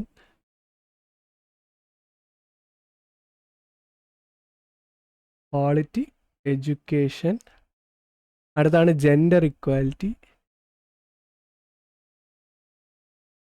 സ്ത്രീകൾക്കും പുരുഷന്മാർക്കും ഒരേപോലെ തന്നെ സമൂഹത്തിൽ വളർന്നു വരുവാനും അവർക്ക് ഓരോ ജോലികൾ കിട്ടുവാനും അവർ ചെയ്യുന്നതനുസരിച്ച് അവർക്ക് പ്രോപ്പറായിട്ടുള്ള ഇൻകം കിട്ടാനായിട്ടൊക്കെ പറ്റണം. Gender equality. അടുത്തതാണ് ക്ലീൻ വാട്ടർ ആൻഡ് സാനിറ്റേഷൻ. ശുദ്ധിയുള്ള വെള്ളം കുടിക്കുവാനായിട്ട് കിട്ടുക, സാനിറ്റേഷൻ പ്രോപ്പർ ആയിരിക്കുക. അടുത്തതാണ് അഫോർഡബിൾ ആയിട്ടുള്ള ആൻഡ് ക്ലീൻ ആയിട്ടുള്ള എനർജി. ജസ്റ്റ് ആ എനർജി അഫോർഡബിൾ. എനർജി എന്ന് പറഞ്ഞാൽ എന്താണ്? പ്രോട്ടീൻ പൗഡർ ആണോ? അല്ല. എനർജി എന്ന് പറയുന്നത് നമ്മൾ വീട്ടിൽ ഉപയോഗിക്കുന്ന കറണ്ട്, നമ്മളെ സിലിണ്ടർ, ഓക്കെ. അപ്പം ഇങ്ങനെയുള്ള കാര്യങ്ങളിലൊക്കെ, അല്ലെങ്കിൽ നമ്മുടെ പെട്രോൾ നമ്മൾ യൂസ് ചെയ്യുന്നത്, ഇതെല്ലാം അഫോർഡബിൾ പ്രൈസിലായിരിക്കണം. ആൻഡ് അത് മോഡേൺ ടെക്നോളജികളുടെ സഹായത്തോടെ അത് ക്ലീൻ ആയിരിക്കണം, പ്രകൃതിക്ക് ദോഷം ചെയ്യുന്നതായിരിക്കല്ല. അടുത്തതാണ് ഡീസൻ്റ് ആയിട്ടുള്ള എക്കണോമിക് ഗ്രോത്തും വർക്കും ഉണ്ടായിരിക്കണം. ഒറ്റയടിക്ക് ഒരു രാജ്യത്തിൻ്റെ അകത്ത് പെട്ടെന്നൊരു സാമ്പത്തിക വളർച്ച കൊണ്ടുവരാൻ പറ്റത്തില്ല. പക്ഷേ ഡീസൻ്റ് ആയിട്ട് ജനങ്ങൾക്ക് ഇച്ചിരിയെങ്കിലും ഗുണം ചെയ്യുന്ന decent work and economic growth കൊണ്ടുവരാം. Economic growth. അടുത്തതാണ് industry, innovation and infrastructure. Okay, ഇത് മൂന്നും ഒരുമിച്ച് തന്നെ വരുന്നത്. ഇൻഡസ്ട്രി എന്ന് പറഞ്ഞു കഴിഞ്ഞാൽ പുതിയ പുതിയ ഇൻഡസ്ട്രികൾ വരണം. അത് കാരണം ആൾക്കാർക്ക് ജോലി കിട്ടും. നല്ല നല്ല ജോലികൾ കിട്ടി മുന്നോട്ട് പോയാൽ സമൂഹം, അതേപോലെ തന്നെ രാജ്യങ്ങൾ വികസിക്കപ്പെടും. അടുത്താണ് ഇന്നോവേഷൻ. ഒരേ കാര്യം തന്നെ വീണ്ടും വീണ്ടും ചെയ്തുകൊണ്ടിരിക്കാതെ എന്തെങ്കിലുമൊക്കെ പുതിയത് കണ്ടുപിടി, പുതിയ പുതിയ കാര്യങ്ങൾ വരട്ടെ മാർക്കറ്റിൽ, ഇല്ലേ? അപ്പോൾ അതിനാണ് ഇന്നോവേഷൻ, പുതിയത് കണ്ടുപിടിക്കുക, ക്രിയേറ്റ് ചെയ്യുക എന്ന് പറയുന്നത്. മൂന്നാമതായിട്ടുള്ള ഇൻഫ്രാസ്ട്രക്ചർ. ഇൻഫ്രാസ്ട്രക്ചർ എന്ന് പറഞ്ഞാൽ പുതിയ റോഡും നല്ല ബിൽഡിങ്ങും മെട്രോയും. നമ്മളെ മോദി സാറ് വന്നിരുന്നിട്ട് നമ്മൾ സ്പേസ് ടെക്നോളജിയും കൊണ്ട് റോഡ് പണിതെന്ന് പറയും. എന്തോ സംഭവം, എന്തോ റോഡ് മൊത്തം കുഴിയാണ്, ചുമ്മാ അങ്ങ് തള്ളുക. അപ്പോൾ ഇതിനെയാണ് ഇൻഫ്രാസ്ട്രക്ചർ എന്ന് പറയുന്നത്. നമ്മുടെ രാജ്യത്തിൽ ഇല്ലെന്നുണ്ടെന്നുണ്ടെങ്കിലും വേറെ രാജ്യങ്ങളിലൊക്കെ ഉണ്ട്, നമുക്ക് അത് കണ്ടു പഠിക്കാം. സോ ഇതായിരുന്നു ഇൻഫ്രാസ്ട്രക്ചർ, ഇന്നോവേഷൻ, ഇൻഫ്രാസ്ട്രക്ചർ 9ാമത്തെ ഗോളായിരുന്നു. 10ാമത്തെ ഗോളാണ് റെഡ്യൂസ് ഇനിക്വാലിറ്റീസ്. പല സ്ഥലങ്ങളിലും, പ്രത്യേകിച്ച് ഇന്ത്യ പോലത്തെ രാജ്യങ്ങളിൽ ഇനിക്വാലിറ്റീസ് ഒത്തിരി അധികം കൂടുതലാണ്. ഓക്കെ, ആൾക്കാർ ഈക്വലായിട്ട് എങ്ങനെ ട്രീറ്റ് ചെയ്യപ്പെടുന്നില്ല. പൈസ ഉള്ളവനാണെന്നുണ്ടെന്നുണ്ടെങ്കിൽ ഈവൻ പള്ളികളിലും അമ്പലങ്ങളിലും സ്പെഷ്യൽ എൻട്രി കിട്ടും. ദൈവത്തെ കാണാൻ പോലും പൈസ ഉണ്ടായിരിക്കണം. ആലോചിച്ച് നോക്കിയേ. പൈസ ഇല്ലെന്നുണ്ടെന്നുണ്ടെങ്കിൽ മാറ്റി നിർത്തും. നീതി കിട്ടണോ? പൈസ ഉണ്ടോ? പെട്ടെന്ന് നീതി കിട്ടും, ഒറ്റയടിക്ക് നീതി കിട്ടും. പൈസയില്ലേ? വർഷങ്ങളോളം കോട്ടിക്കയറി ഇറങ്ങിക്കോ. രോഗിയാണോ? അസുഖമുണ്ടോ? പൈസയില്ലേ? ക്യൂ നിൽക്കടാ. നിൻ്റെ ഫുൾ ഡേ നീ ക്യൂ നിൽക്കണം.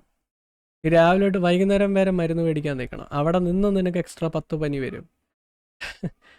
പൈസ ഉണ്ടോ? സാറിന് വീട്ടിൽ മരുന്ന് എത്തിച്ചേരാം. നിങ്ങൾ ആലോചിക്കണം, നമ്മൾ പലപ്പോഴും ചിന്തിക്കും പൈസ ഉള്ളവൻ സൂചിക്കുന്നു, പൈസ ഇല്ലാത്തവൻ അവൻ കഷ്ടപ്പെടാത്തതുകൊണ്ടാണ് അവൻ സൂചിക്കാത്തത്. നല്ല സൊസൈറ്റി അൺഫെയർ. ഒരു സോഷ്യൽ വർക്കർ എന്ന രീതിയിൽ ഞാൻ നിങ്ങളോട് പറയാം, സൊസൈറ്റി അൺഫെയർ ആണ്. ഇപ്പം തന്നെ നിങ്ങളൊക്കെ കുറേയൊക്കെ എത്രയൊക്കെ കഷ്ടപ്പെട്ട് കഴിഞ്ഞാലും നിങ്ങൾക്ക് ഒരിക്കലും മേളുകളിൽ എത്താൻ പറ്റത്തില്ല. കാരണം എന്ന് പറഞ്ഞാൽ നമ്മുടെ സൊസൈറ്റി അങ്ങനെ ആയിപ്പോയി. ഇപ്പം ബിസിനസ് ചെയ്യണമെന്ന് പറഞ്ഞു കഴിഞ്ഞാൽ 10 അനേക പ്രശ്നങ്ങളുണ്ട്. ഒരു 50 പേര് ബിസിനസ് ചെയ്യാനായിട്ട് വരുമ്പോഴായിരിക്കും ഒരുത്തന് എങ്ങനെയെങ്കിലും ലൈസൻസ് ഒക്കെ കിട്ടി പാർട്ടിയുടെ പിടിപാടൊക്കെ വെച്ച് അവൻ എവിടെയെങ്കിലുമൊക്കെ അങ്ങ് എത്തുന്നത്. എത്രയോ പേര്, എനിക്ക് എൻ്റെ ഫാമിലി ബിസിനസ് അതുകൊണ്ട് ഞാൻ പറയാം, എത്രയോ പേരുടെ ബിസിനസ് പൂട്ടിപ്പോയെന്നറിയാമോ? അതുകൂടാതെ എങ്ങനെ എന്തെല്ലാം പ്രശ്നങ്ങളുണ്ട്. എല്ലാം 4-ൽ 3 സ്റ്റുഡൻസിൻ്റെ വിസ എപ്പോഴും റിജക്റ്റ് ആയി പോകും. പുറത്ത് പോകാൻ നോക്കിക്കഴിഞ്ഞാൽ, പുറത്ത് പോയി പഠിക്കാമെന്ന് വെച്ചാൽ അത് പറ്റത്തില്ല. അങ്ങനെ സോ ഇനിക്വാലിറ്റീസ് മാറ്റി ആൾക്കാർക്ക് തുല്യ അവസരം കൊടുക്കുക, സോ ദാറ്റ് ആൾക്കാർ ഒരേ നിലയിലെത്താൻ. അടുത്താണ് സസ്റ്റൈനബിൾ ആയിട്ടുള്ള സിറ്റീസ് ഉണ്ടാക്കി കൊടുക്കുക. എന്ന് പറഞ്ഞാൽ കുറച്ച് നാളെങ്കിലും നിലനിൽക്കുന്നതായിട്ടുള്ള സിറ്റീസ്. നമുക്ക് ചിലപ്പോഴൊക്കെ സർക്കാർ നല്ല ബ്യൂട്ടിഫുൾ റോഡും പാലങ്ങളൊക്കെ പണിത് തരും. ഒരു മഴ വിമതി ഇതേ കിടക്കുന്നു, എല്ലാം പൊളിഞ്ഞ് തരിപ്പണമായി അവിടെ കിടക്കുന്നതാണ്. ഓക്കെ, അപ്പോൾ അതുകൊണ്ട് സസ്റ്റൈനബിൾ ആയിട്ടുള്ള സിറ്റിയും കമ്മ്യൂണിറ്റിയും നമുക്ക് ഉണ്ടായിരിക്കണം. അല്ലാതെ കമ്മ്യൂണിറ്റി എന്ന് പറഞ്ഞാൽ ആൾക്കാർ തമ്മിലൊരു ഐക്യം ഉണ്ടായിരിക്കണം. അല്ലാതെ എന്തെങ്കിലും ഒരു പ്രശ്നം വന്നു കഴിഞ്ഞാൽ നീ എന്തോ മുസ്ലിം ആണോ, നീ എന്തോ ക്രിസ്ത്യൻ ആണോ, നീ ഹിന്ദു ആണോ, നീ താഴ്ന്ന ജാതിക്കാരനാണോ, അങ്ങനെ അടി ഉണ്ടാവാൻ പാടില്ല. നോർത്ത് ഇന്ത്യയിലെ അവസ്ഥ ഇങ്ങനെ ആക്കി വെച്ചേക്കാന്ന് വെച്ചാൽ അവിടെ പോയി ഞാൻ ഇംഗ്ലീഷിലോ ഹിന്ദിയിലോ എന്തെങ്കിലും സംസാരിച്ച് അടി കിട്ടും. പ്രത്യേകിച്ച് മഹാരാഷ്ട്ര, കർണാടകയിലെല്ലാം പോയി കഴിഞ്ഞാൽ അത് അതിൽ നിന്നും വലിയ കഷ്ടപ്പാട്. 12ാമത്തെ പോയിന്റ് ആണ് റെസ്പോൺസിബിൾ കൺസപ്ഷൻ ആൻഡ് പ്രൊഡക്ഷൻ. ഈ സംഭവം എന്താണെന്ന് പറഞ്ഞാൽ നമ്മുടെ രാജ്യത്തിൽ ആൻഡ് ലോകത്തുള്ള മിക്ക രാജ്യങ്ങളിലും കൺസപ്ഷൻ വളരെ കൂടുതലാണ്. ആൾക്കാർ ആവശ്യമില്ലാതെ കുറേ കാര്യങ്ങൾ അങ്ങ് വാങ്ങിക്കൂട്ടുന്നു. തുണികൾ തൊട്ട് സോക്സ് തൊട്ട് അങ്ങേയറ്റം ഫോണും ബൈക്കും കാറും വെറുതെ അനാവശ്യമായിട്ട്. അപ്പോൾ ഈ സാധനങ്ങൾ അനാവശ്യമായിട്ട് മേടിച്ച് കൂട്ടുമ്പം ഡിമാൻഡ് കൂടും, പൈസ കൂടും, പ്രൊഡക്ഷൻ കൂടും, അതുകൊണ്ട് വേസ്റ്റ് ഒത്തിരി ഉൽപ്പാദിക്കപ്പെടും. എത്ര കിലോ കണക്കിന് തുണികൾ വെറുതെ എടുത്ത് കത്തിച്ചൊക്കെ കളയുന്നതെന്നറിയാമോ ആൾക്കാർ. വേറെ ഒരുത്തരും കൊടുക്കത്തുമില്ല. കാരണം ഇതേ നമ്മൾ ഇന്നത്തെ കാലത്ത് ട്രെൻഡിലൊക്കെ വരുന്ന കീറി പറഞ്ഞ ജീൻസ് വേറൊരാൾക്ക് എങ്ങനെ കൊടുക്കാനും പറ്റും. അപ്പം ആൾക്കാർ റെസ്പോൺസിബിളായിട്ട് കൺസ്യൂം ചെയ്ത് കഴിഞ്ഞാൽ റിസോഴ്സസ് നമ്മളിൽ അത്രയും കാണും, ഡിമാൻഡ് കുറയും, അതനുസരിച്ച് എല്ലാവർക്കും അത് അഫോർഡ് ചെയ്യാൻ പറ്റും. ആവശ്യമില്ലാതെ മേടിച്ചുകൊണ്ടിരിക്കുക. 1.5 ലക്ഷം രൂപയുടെ ഫോണും മേടിച്ച് വലിയ ക്യാമറയെന്നും പറഞ്ഞു തുടങ്ങും. എന്തിനാ, നീ വലിയ ഫോട്ടോഗ്രാഫർ വല്ലതും ആണോ? അല്ല, എന്തിനാ പിന്നെ അത്രയും രൂപയുടെ ഫോൺ? പിന്നെ പ്രൊഡക്ഷൻ, റെസ്പോൺസിബിളായിട്ട് കാര്യങ്ങൾ പ്രൊഡ്യൂസ് ചെയ്യുക. അനാവശ്യമായിട്ട് പ്രൊഡ്യൂസ് ചെയ്യാനായിട്ട് പോകുമ്പോഴത്തേക്കാണ് പിന്നീട് റിസോഴ്സുകൾ തികയാതെ വരുമ്പോൾ അവിടെ നിന്ന് ഇവിടെ നിന്ന് തട്ടിക്കൂട്ടുന്നത്. ഈവൻ നോർത്ത് ഇന്ത്യയിൽ നിന്ന് ഈ ഇടയ്ക്ക് വെച്ചിട്ട് ന്യൂസ് വന്നു, ഏത് അമ്പലമായിരുന്നു ഞാൻ മറന്നു, ഏതൊരു അമ്പലത്തിൽ പ്രസാദമായിട്ട് വളരെ ഫേമസ് ആയിട്ട് അവിടുത്തെ ഒരു ലഡു കൊടുക്കും. അപ്പം പിന്നെ ആ ലഡു കൊണ്ടുവന്ന് പ്രസാദം ടെസ്റ്റ് ചെയ്തപ്പോഴത്തേക്ക് പറഞ്ഞാൽ ആ ലഡുക്കകത്ത് 1% പോലും ഗീ യൂസ് ചെയ്തിട്ടില്ല എന്ന്. ഗീ എന്ന് പറഞ്ഞാൽ ഗീൻ്റെ മലയാളം എന്താണെന്ന് എനിക്ക് അറിയത്തില്ല. നെയ്യ് യൂസ് ചെയ്തിട്ടില്ല. അതിനകത്ത് ഫുള്ള് ഫാറ്റ്, മൃഗങ്ങളുടെ കൊഴുപ്പും ഫാറ്റും, അതേപോലെ തന്നെ ഈവൻ അമ്പലത്തിൽ കൊടുക്കുന്ന പ്രസാദം പോലും അവരെങ്ങനെ ഉണ്ടാക്കിയെന്ന് അറിയത്തില്ല, പക്ഷേ ആനിമൽ ഫാറ്റും കൊണ്ട് അവരുണ്ടാക്കിയത്. അതിപ്പോൾ ഭയങ്കര വലിയ പ്രശ്നമായി. കാരണം എന്താ? കാരണം ഈ അമ്പലത്തെ ഞാൻ കുറ്റപ്പെടുത്തുമല്ല, പ്രസാദം മേടിച്ച ആൾക്കാരെ കുറ്റപ്പെടുത്തും. ഒരു ഉദാഹരണം മാത്രം പറയാം. നമ്മൾ പ്രൊഡക്ഷൻ കൂടുന്നതനുസരിച്ച് ആൾക്കാർ, പല കമ്പനിക്കാരും അവിടെ നിന്ന് ഇവിടെ നിന്ന് വെട്ടിച്ചും പറ്റിച്ചും അവർ കള്ളത്തരം കാണിക്കാനായിട്ട് ശ്രമിക്കും. 13ാമത്തെ പോയിന്റ് ആയിരുന്നു climate action. Okay, climate action. Climate action എന്ന് പറഞ്ഞാൽ എന്താണ്? ക്ലൈമറ്റിന് വേണ്ടിയിട്ട് നമ്മൾ പ്രവർത്തിക്കുക, ക്ലൈമറ്റ് ചേഞ്ചിന് വേണ്ടിയിട്ട്. അടുത്താണ് ലൈഫ് ബിലോ വാട്ടർ എന്ന് പറഞ്ഞൊരു സംഭവം. Life below water. എന്തുവാണ് ലൈഫ് ബിലോ വാട്ടർ? ഇതിൻ്റെ അടുത്ത് വേറെ ഒന്നുമല്ല, വെള്ളത്തിൻ്റെ അകത്ത് താമസിക്കുന്ന, അല്ലെ വെള്ളത്തിൻ്റെ അടിയിൽ താമസിക്കുന്ന ജീവജാലങ്ങളെയും പറ്റിയിട്ടൊന്ന് ചിന്തിക്കുക. കടലുകളുടെ അടിയിലൊക്കെ പലതരം മൃഗങ്ങളുണ്ടല്ലോ, മീനുകളുണ്ടല്ലോ. അതുകൂടാതെ അതിൻ്റെ അടിയിലും ഭയങ്കര ഇമ്പോർട്ടൻ്റ് ആയിട്ടുള്ള റിസോഴ്സസ് ഉണ്ട്. അവരെ പറ്റിയിട്ട് ചിന്തിക്കുക. അവരെ പറ്റി ചിന്തിക്കുക എന്ന് പറഞ്ഞു കഴിഞ്ഞാൽ കടലിൻ്റെ അകത്ത് പോയി നമുക്കൊന്നും ചെയ്യാൻ പറ്റത്തില്ല. ഓഷൻസിനെ ക്ലീൻ ആയിട്ട് വെക്കുക, സീ, ലേക്ക്, പോണ്ട്, ഇതിനെയൊക്കെ വൃത്തിയായിട്ട് സൂക്ഷിക്കുക. അതായിരുന്നു. പിന്നെ ലൈഫ് ബിലോ വാട്ടർ. അടുത്തത് life on land. Okay, life on land ഞാൻ പിന്നെ പറയണ്ടല്ലോ. ലാൻഡിലുള്ള ജീവനെ സൂക്ഷിക്കുക, നല്ല ടെറസ്ട്രിയൽ ഇക്കോസിസ്റ്റംസ് കൊണ്ടുവരിക, ഫോറസ്റ്റ് കൊണ്ടുവരിക, അങ്ങനെയൊക്കെ. 16ാമത്തെ പോയിന്റ് ആയിരുന്നു peace, justice and strong institutions. Peace and justice നിങ്ങൾക്ക് അറിയായിരിക്കും, സമാധാനം, നീതി. സ്ട്രോങ് ഇൻസ്റ്റിറ്റ്യൂഷൻസ് എന്ന് പറഞ്ഞാൽ നമ്മളെ ഗവൺമെൻറ് നമ്മളെ ഭരിക്കാനായിട്ട് നമ്മൾ വെച്ചിട്ടുണ്ട്. ഈ ഗവൺമെൻറ് പലതരം ഇൻസ്റ്റിറ്റ്യൂഷൻസിനെ വെച്ചിട്ടുണ്ട് പീസ് ആൻഡ് ജസ്റ്റിസ് കൊണ്ടുവരാനായിട്ട്. പോലീസുണ്ട്, കോടതിയുണ്ട്. ഓക്കെ, അപ്പോൾ ഈ ഇത്തരത്തിലെ ഇൻസ്റ്റിറ്റ്യൂഷൻസ്, സ്ഥാപനങ്ങൾ, അവർ സ്ട്രോങ് ആയിട്ട് പ്രവർത്തിച്ചാൽ മാത്രമേ പീസും ജസ്റ്റിസും കാണുകയുള്ളൂ. അതുകൊണ്ടാണ് peace, justice and strong institution. Peace, justice and strong institution. 7ാമത്തതാണ് പാർട്ട്ണർഷിപ്പ് ഫോർ ഗോൾസ്. 17ാമത്തെ പാർട്ട്ണർഷിപ്പ് ഫോർ ഗോൾസ്. നമ്മൾ അങ്ങോട്ടും ഇങ്ങോട്ടും പാർട്ട്ണർഷിപ്പ് ചെയ്ത് ഒത്തൊരുമയോടെ ഈ ഗോളുകൾ വെച്ചത് ഏത് രാജ്യം ആദ്യം ഓടിയെത്തി 2030 എല്ലാം തികയ്ക്കും, അങ്ങനെയല്ല. ബേസിക്കലി 17 ലക്ഷ്യങ്ങളിലേക്ക് നമുക്ക് ചെന്നെത്താൻ, ഈ പറഞ്ഞ 17 കാര്യങ്ങൾ അച്ചീവ് ചെയ്യാനായിട്ട് നമ്മളെല്ലാവരും ഒരേപോലെ ഒറ്റക്കെട്ടായിട്ട് നിന്ന് ശ്രമിച്ചാൽ മാത്രമേ പറ്റുകയുള്ളൂ. അതുകൊണ്ടാണ് ഈ 17 ലക്ഷ്യങ്ങൾ വയ്ക്കേണ്ടത്. അപ്പോൾ അതിൻ്റെ കീഴിൽ ഇനിയിപ്പോൾ ഈ 17 ലക്ഷ്യങ്ങളുണ്ടായിരുന്നു. ഓരോ രാജ്യങ്ങൾക്കും അവരുടെ ഇഷ്ടപ്രകാരം അവർക്ക് പല പോളിസികളും പദ്ധതികളും വെച്ച് ചെയ്യാം. ഇപ്പോൾ നമ്മളെ രാജ്യത്ത് ചെയ്യുന്ന പോലെ അല്ലല്ലോ വേറെ രാജ്യത്ത് ചെയ്യേണ്ടത്.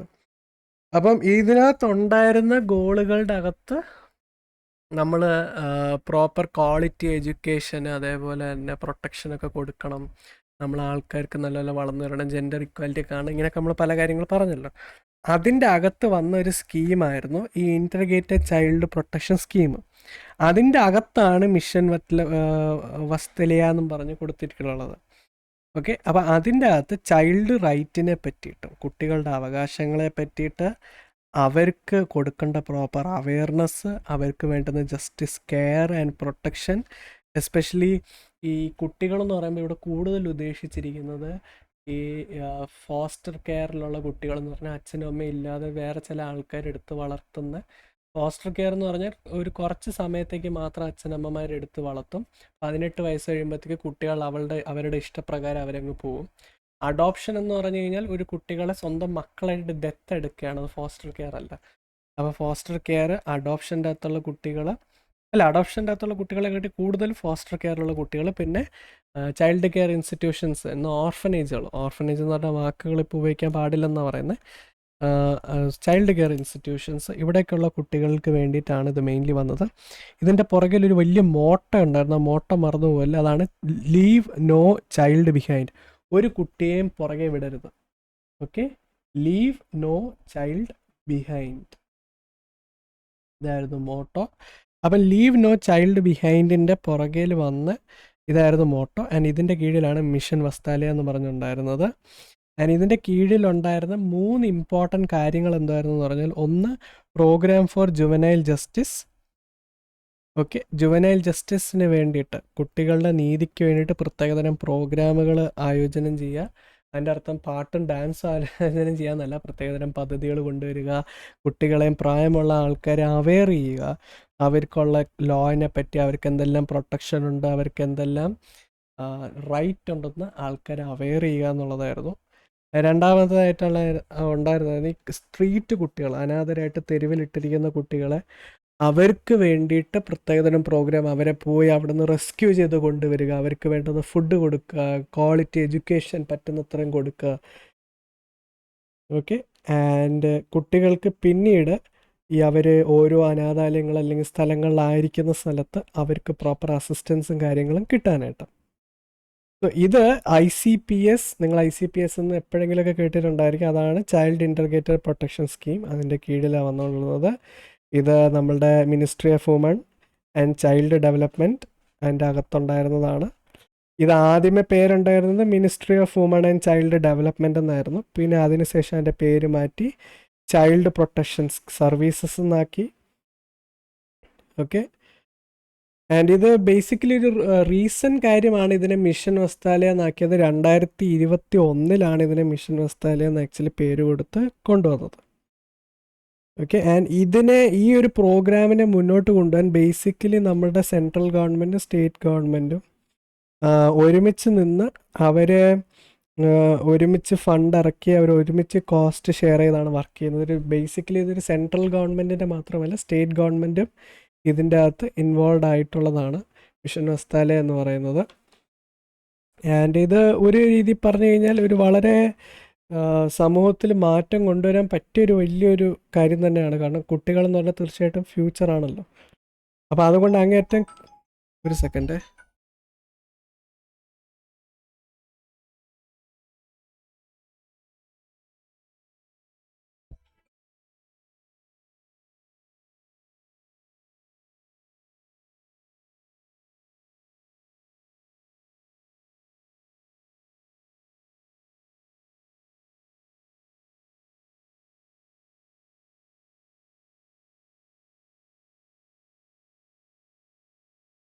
സോറി ഗൈസ്, എനിക്ക് പെട്ടെന്നൊരു കോൾ വന്നു. ഞാൻ ആക്ച്വലി ഫോൺ സൈലൻറ്റിൽ വെക്കുന്നതാണ്, പക്ഷേ ഈ വാട്സപ്പ് കോൾ വന്നു കഴിഞ്ഞാൽ ടാബിൽ കിടന്ന് ബെല്ലടിക്കും, റിങ് ചെയ്യും. അപ്പം ടാബ് റിങ് അടിച്ചതാണ്. Okay, I'm really sorry. അപ്പം ഇതിനെപ്പറ്റി കൂടുതൽ പറയാം, മിഷൻ വസ്താലിയെ പറ്റിയിട്ട്. അപ്പം ഇതിനകത്ത് പലതരം കാര്യങ്ങൾ ഇൻക്ലൂഡഡ് ഉണ്ടായിരുന്നു. ഒന്നാമത്തേതായിരുന്നു CNCP എന്നും പറഞ്ഞ് child in need and child care protection. അതേപോലെ വേറൊന്നുണ്ടായിരുന്നു CCL എന്നും പറഞ്ഞ് child in conflict with law. ഇതിൻ്റെ അകത്ത് ബേസിക്കലി കുട്ടികൾക്ക് റീഹാബിലിറ്റേഷൻ പ്രോഗ്രാമുകൾ, റീഇൻറ്റഗ്രേഷൻ പ്രോഗ്രാമുകൾ കൊടുക്കും. റീഹാബിലിറ്റേഷൻ എന്ന് പറഞ്ഞാൽ ഇപ്പോൾ ചില കുട്ടികൾക്ക് കുഞ്ഞു പ്രായത്തിൽ ലൈഫിൽ വളരെ തെറ്റായ പാതയിലോടൊക്കെ സഞ്ചരിച്ച് ഡ്രഗ്സോ അങ്ങനെയുള്ള കാര്യങ്ങളൊക്കെ എന്തെങ്കിലും എടുത്തു കഴിഞ്ഞാൽ പിന്നെ അവർക്ക് തിരിച്ചവരുടെ ജീവിതത്തിലോട്ട് വരണമല്ലോ. അവർ കുഞ്ഞു പ്രായത്തിൽ ആ പാതയിൽ സഞ്ചരിക്കാൻ പാടില്ല. അപ്പോൾ അതുകൊണ്ട് CCL എന്നും പറഞ്ഞ programme, child in conflict with law. In conflict with law എന്ന് പറഞ്ഞാൽ നിയമപ്രകാരം സബ്സ്റ്റൻസ് അബ്യൂസ് പാടില്ല, കുട്ടികൾക്ക് വേറൊരു തരത്തിലെ അബ്യൂസും പ്രശ്നങ്ങളും പാടില്ല. പക്ഷെ അതുണ്ടെന്നുണ്ടെങ്കിൽ അവരെ സഹായിക്കുക, അതിനാണ് CCL വന്നത്. അപ്പോൾ ഒന്ന് child in need of care and protection, അവർക്ക് കെയർ കൊടുക്കാൻ CNCP. 2 CCL child in conflict with law. അതിനുശേഷം CCI ചൈൽഡ് കെയർ ഇൻസ്റ്റിറ്റ്യൂഷൻസ്, അതിനെയാണ് നമ്മൾ എന്ത് പറയുന്നത്, ഓർഫനേജസ് എന്ന് പറയുന്നത്. അപ്പോൾ ഇതെല്ലാം മിഷൻ വസ്താലയ്ക്കകത്ത് ഉള്ളതായിരുന്നു. അതിനകത്ത് ഏജ് അപ്രോപ്രിയേറ്റ് ആയിട്ടുള്ളതനുസരിച്ച് പിള്ളേർക്ക് എഡ്യൂക്കേഷൻ കൊടുക്കുക, അവർക്ക് വേണ്ടുന്ന സ്കിൽ ട്രെയിനിങ് കൊടുക്കുക, അവർക്ക് വേണ്ടുന്ന ഹെൽത്ത് കെയർ കൊടുക്കുക, അവർക്ക് വേണ്ടുന്ന പ്രോപ്പർ ഫുഡും കാര്യങ്ങളും ന്യൂട്രീഷൻസും കാര്യങ്ങളും കൊടുക്കുക, അവർക്ക് വേണ്ടുന്ന കൗൺസിലിംഗ് കൊടുക്കുക. ഇതായിരുന്നു മെയിൻലി ഉദ്ദേശിച്ചത്.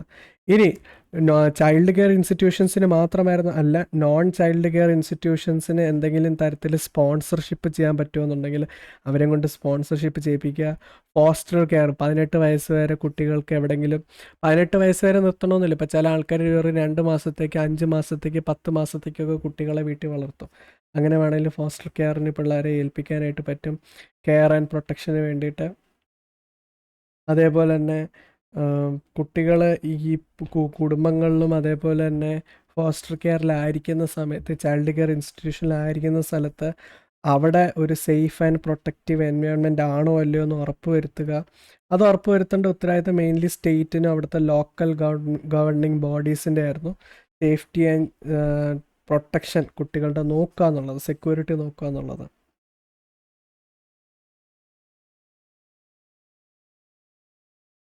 സോ ഇങ്ങനെ വളരെയധികം നല്ല ഒരു സക്സസ്ഫുൾ ആയിട്ടുള്ള ഒരു